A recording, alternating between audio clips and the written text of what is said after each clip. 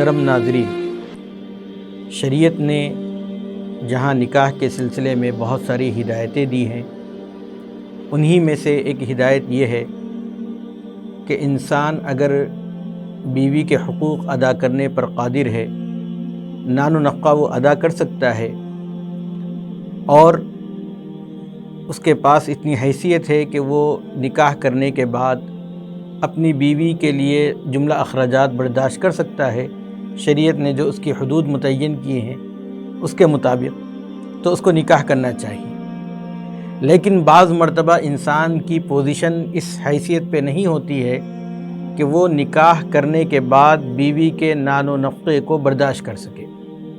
یعنی اس کے اخراجات کو وہ برداشت کر سکے، اس کی مالی حیثیت ایسی نہیں ہوتی ہے۔ اس کے لیے کیا حکم دیا گیا ہے؟ چنانچہ بخاری شریف میں بھی یہ روایت ہے، امام ترمذی رحمۃ اللہ علیہ نے کتاب النکاح جلد نمبر 1 صفحہ نمبر 206 کے اندر بھی اس روایت کو نقل کیا ہے۔ حضرت عبداللہ ابن مسعود رضی اللہ تعالیٰ عنہ فرماتے ہیں کہ ہم نبی کریم صلی اللہ علیہ وسلم کے ساتھ ہجرت کر کے مدینہ منورہ آ گئے، تو آپ صلی اللہ علیہ وسلم نے ہم نوجوانوں کی جماعت کو خطاب کر کے فرمایا کہ تم میں سے جو استطاعت رکھتے ہیں بیوی کے نان و نفقے کی، تو وہ لوگ شادی کر لیں، لیکن جو بیوی کے نان و نفقہ برداشت کرنے کی صلاحیت نہیں رکھتا ہے، اس کے اندر وہ طاقت نہیں ہے، مالی اعتبار سے وہ کمزور ہے، تو اللہ کے رسول صلی اللہ علیہ وسلم نے فرمایا فَمَن لَّمْ يَسْتَطِعْ فَعَلَيْهِ بِالصَّوْمِ، کہ جو مالی اعتبار سے نان و نفقہ برداشت کرنے کی صلاحیت نہیں رکھتا ہے، تو اب وہ روزوں کو لازم پکڑ لے۔ اس سے کیا ہوگا؟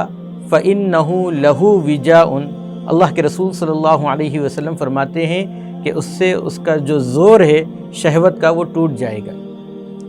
حضرت مفتی سعید صاحب نور اللہ مرقدہ اس حدیث کی شرح تحفۃ الالمعی میں جلد نمبر 3 صفحہ نمبر 497 میں فرماتے ہیں